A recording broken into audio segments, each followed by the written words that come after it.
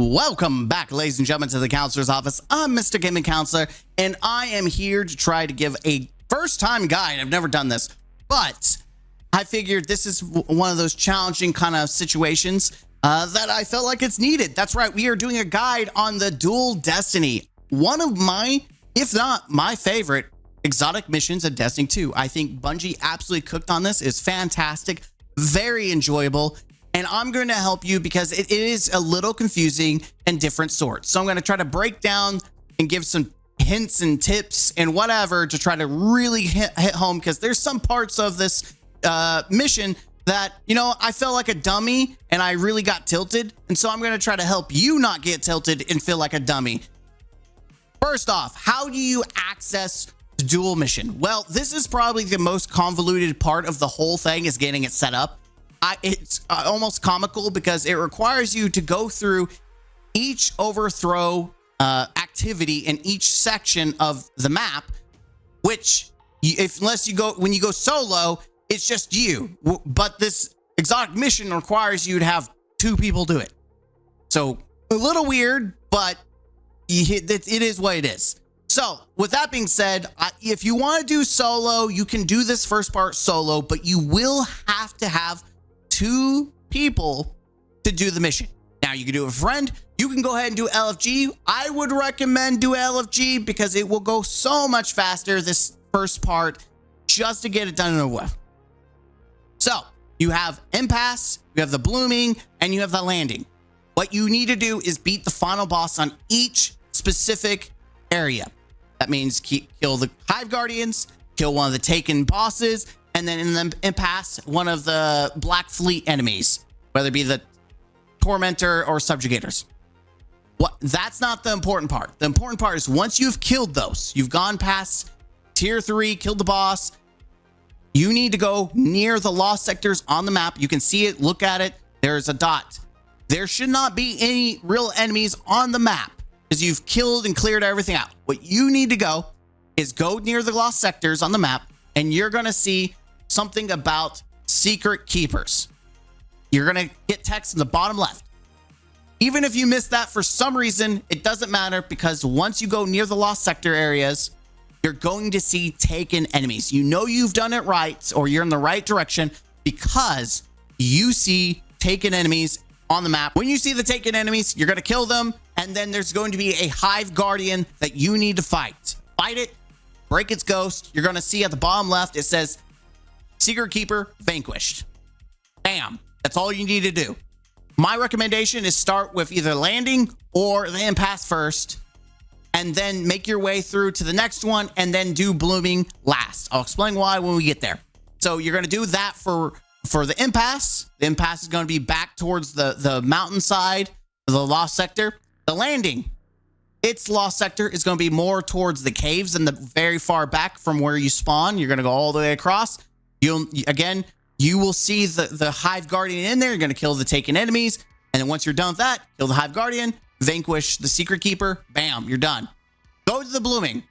You're going to kill the final boss there.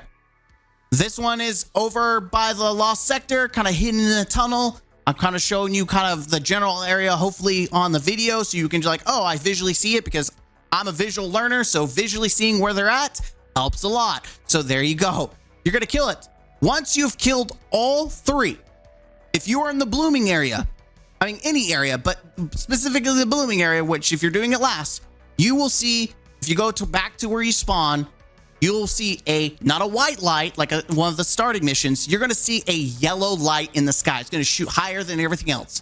That means you have done it. Once you've done that, you're going to go to, on your map, it's going to say the refraction zone. You need to go to the refraction zone area, and you're going to make your way from blooming towards that direction, all the way in the back. And you're going to make your way into a pinkish crystal room. And once you get there, just remember where that's at, because you're going to have to go back there to start the dual mission.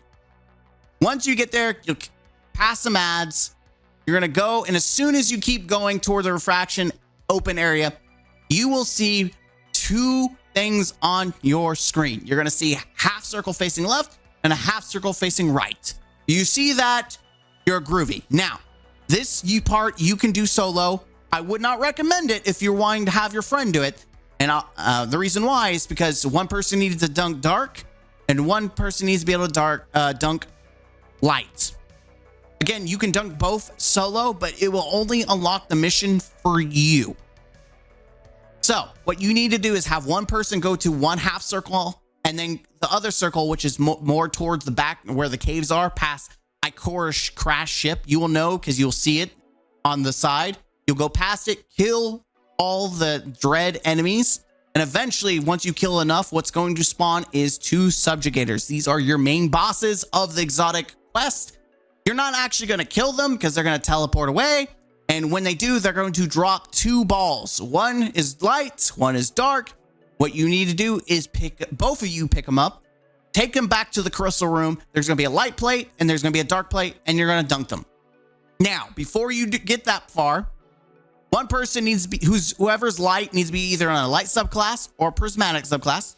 And whoever's on dark needs to be a dark subclass or a prismatic subclass. It doesn't matter about damage. It's just literally you're matching the theme of the orb that you're picking up. You're doing dark, be dark or prismatic. Honestly, prismatic was probably the easiest way to do it because if you're prismatic, it's both light and dark, so you can fit the role, no problem. You go back there, you dunk them. Now, something to note is that when the subjugators drop the orbs, there is a countdown. I do not know what happens if you do not pick it up. I wouldn't do that.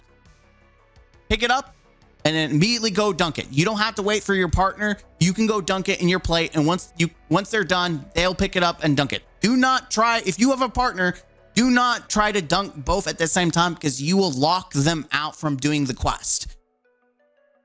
It's very important that you do not do that. Now, if you're solo, you can work on one subjugator, get it to disappear, pick up the thing, dunk it, and then go back and work on the other subjugator and then dunk it on the other plate. Especially if you're prismatic, you can do both, so it's like no problem at all. Once you dunk both of them, you will unlock the node for the dual mission. That's right, that is it. That is just the setup to unlock the node. You're doing not actually the quest itself, you're just setting up the ability to do the mission. A couple things to note though. First thing, when you're going through and chasing Secret Keepers, if you're having an issue where, for instance, in our situation, the landing, if you go to the back cave and there is no witch after you've done a tier 3 and you've killed the boss or the Hive Guardian, if you do not see a Secret Keeper back there, you need to go back to orbit and reset your instance. My buddy who is in my clan who's trying to do it, I tried helping him, and we can never get it to actually spawn. It's because his instance was bugged. You need to leave, go back in, like completely go back to orbit and go back in, and you should be groovy. Second thing, you can join someone who has an instance where they've killed all 3 Secret Keepers. That's right. You can join an instance where it's done, or someone can join you. You've done all 3. You found someone who wants to join you. You do not want to go into the refraction zone. If you see the light in the sky, you need to stay where you're at, move around, don't get kicked, whatever, shoot some things, have someone come in and join you, and then all they need to do is dunk one of either the light or the dark, and it will unlock the mission for both of you. That's right. Now, if you've already started it and dunked one of the nodes, I cannot say for certain that you can chill and let the other subjugator hang out. I do believe there is a time limit, and they might eventually just leave. Again, I don't know. I would not risk it, especially if you do want someone to join you. Do not start the encounter. Leave the subjugators alone. All right, when you start the mission, you're going to start in the crystal room just as you started. There are going to be 2 platforms. Again, light and dark. Choose a role. You should stick to that role. That will make your life easier because you know that one's light and one's dark.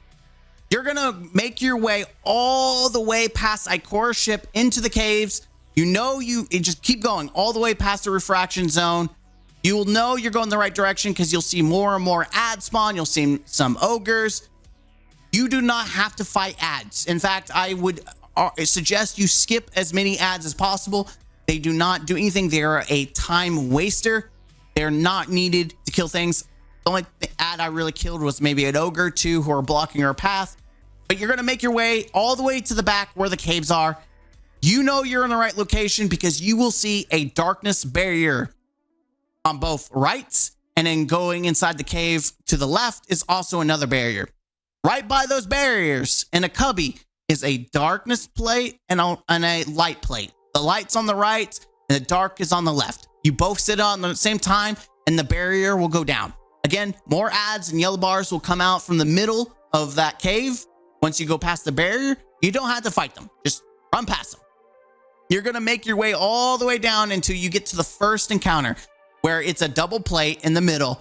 One on the top is darkness, on the bottom is light. Have the person who's doing light go down the steps.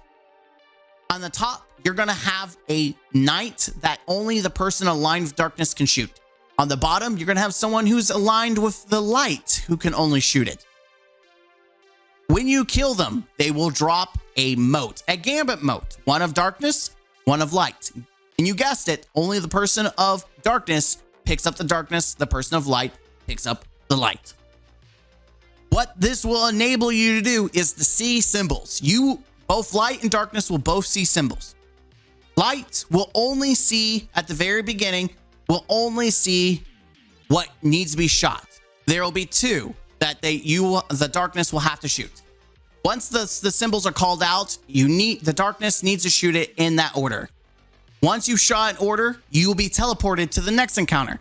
You will do the exact same thing. The area will be different. You'll have more ads. You will have to collect even more motes, and the roles will be swapped. It'll be the darkness will have to read and light will have to shoot. And then you'll do that third encounter where you'll have even more motes, and the roles will swap again. Again, it's pretty simple. Once you do the first encounter, it's pretty easy. Take your time killing the ads. My only recommendation is what made it easy for me was to just quickly kill the knights and then shoot. If you're really savvy, you can call out and then shoot as you go. But just to make sure that we didn't mess up, I made sure I had them all lined up and I shot all of them in a row. Again, you can be really quick and save some time by just shooting as you go, but I would focus on killing your knights and your motes as quickly as possible. After that, the next part is pretty simple. It's self-explanatory.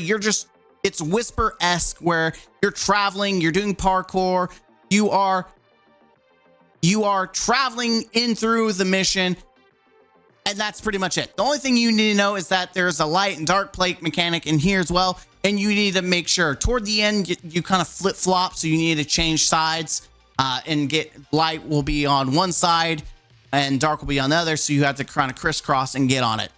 I use strand grapple to kind of cheese through to find my my plate. If that works for you, then I recommend doing that. Once you've completed the traveling, you're going to make it to the real second encounter. In this room, you will notice that there are 3 pyramid obelisks, middle, left, and right. And then in the middle, you will see many little obelisks, the nodes that you can shoot. The very first thing you need to do as you're killing ads is in chat, you're going to type the ones that you see are not glowing. There's no lines attached to them. I would envision this as a clock, but you're going to read counterclockwise. That means you're going to see the node on the left starts as 1, 2, 3, 4, all the way around. It makes life easier. If you want to do clockwise, sure, but counterclockwise was just easy for us to do. Why is this important? Because you are going to see 3 nodes that are not attached by lines or lit up. Your partner is going to see 3 lines that are not lit up or attached. You both need to put in the numbers in the chat that are not lined up. So in this encounter, I'll say my partner had 2, 5, 7. I had 3, 6, 9. Why is this important?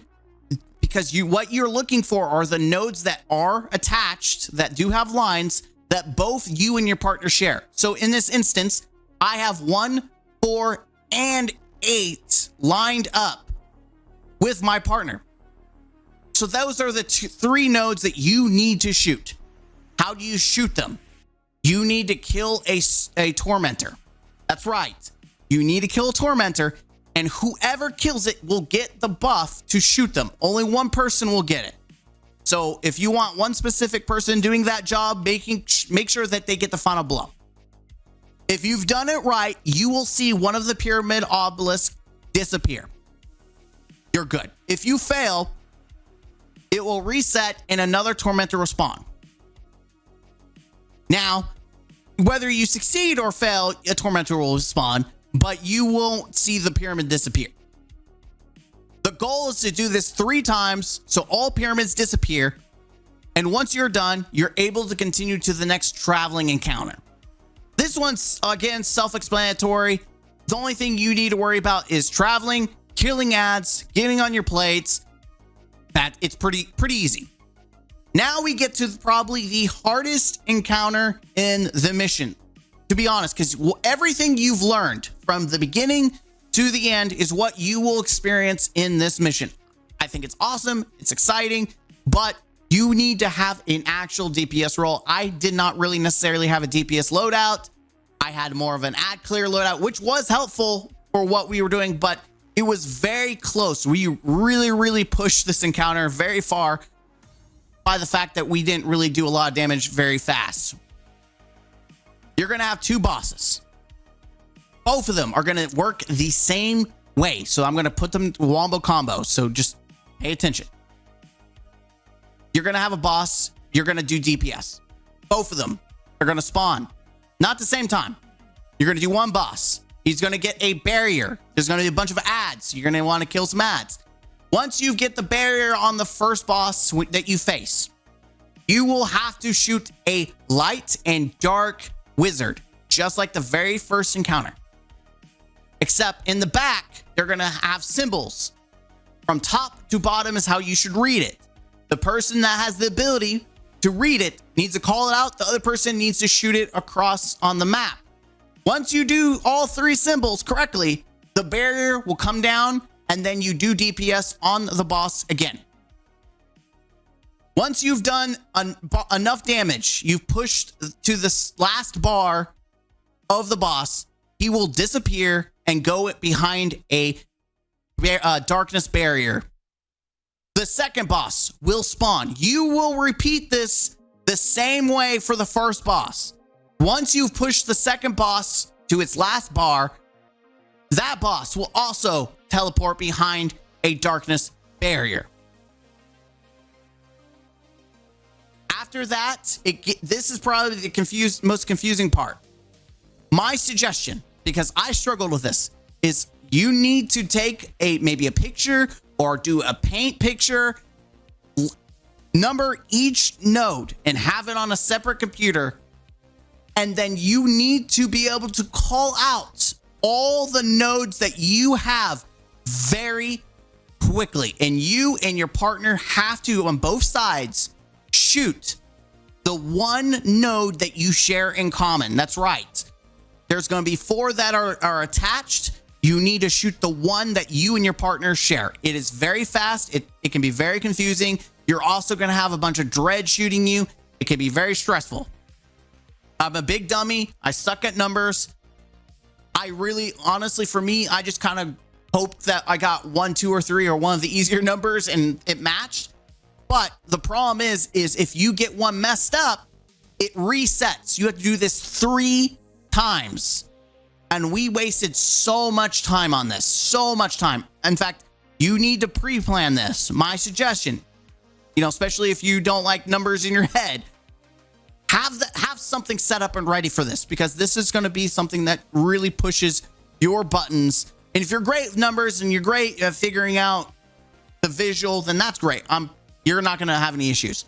But for dummies like me with numbers and needing visuals, make yourself a visual that you can have numbers right by it. That way you can see and 1, 3, 5, 6, 7, 9. Because you have to be fast. You have to call it out. 3, 5, 6, 7, 9. And they say 3, 5, 6, 7, 9.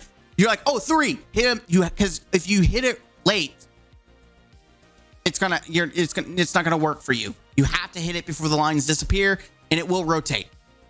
Now, the nice thing about this encounter is if you miss it, as long as you don't shoot the wrong one, it doesn't reset you. You're just wasting time. So it does have grace that you can if you found one that's kind of hard, you can skip it and then it'll reset the pattern, and then you call it out again and you find the one node that you match. That is the hardest part of this entire counter. So pre-plan for that. After that, both bosses are now released. And once they're released, you go ham. You do whatever you need to do, kill the bosses. My first time doing it, we got to zero, like -5 seconds. They give you some bonus time at the end. We literally got like the symbol like we're about to wipe, like we failed, and we still managed to do it. Once you've killed it, you're going to go to the back and you're going to go to your plates, light and dark. You're going to see your class items, and then you're going to be teleported, and you're going to have to be able to fight each other like PvP. You're about to do some Crucible. That's right. Because the loser, the one who loses, doesn't get the exotic item. That's right. I'm sorry. There can only be one winner. You'll have to redo the whole mission again. And if you lose, that's it. You don't get the exotic item. I'm joking. I'm sorry. You may be upset about that. But no. You just have fun with it. It doesn't matter. Whoever wins will try to crush your ghost, and then you both get the exotic. It's kind of funny for your first time, because you're like, what the heck? You're not really planned to do PvP, and so you're just like dinging around like an idiot. But once you do that, you're going to get your class item, and then you are set. GG, no re-re, you're good to go. Very importantly, once you've done it once, you can go. And it doesn't have to be the weekly overthrow. You can go in any location. You can do overthrows. You can just casually go through impasse or blooming or landing locations and just open up world chests. You can open up world chests. You can open up even the expunge chest, all the enemy chest. You can open up the different chests in the area, and they can all have the ability to re-drop an exotic mission. That's right. Bungie has allowed us to farm exotic missions in a patrol space. Unironically, patrol spaces actually have value again. And it's not a high chance, but it's a pretty generous drop rate compared to some exotics that we've had in the past. This is pretty generous, and you can farm it to your heart's content. My recommendation is just do an overthrow of the day. Whatever the daily is, go to the overthrow location. That way you can kind of double dip. You can farm for the Argo Sum Sword, see if you can get the roll you want, and you can go and hit up the different chests at the same time. So double dip. You also get red borders from doing overthrow bosses and open up the final chest. That's my recommendation. I got pretty lucky. I've got, in my 2 hours of playing, I got about 5 exotics to drop.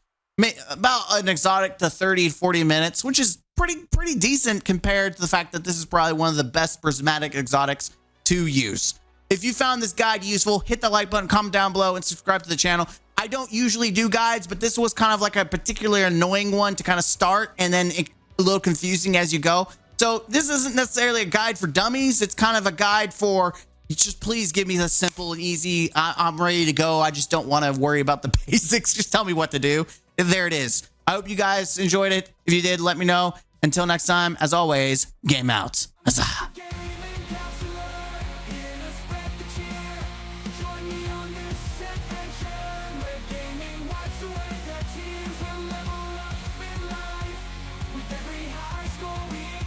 Come game out with me, and together we'll achieve happiness in our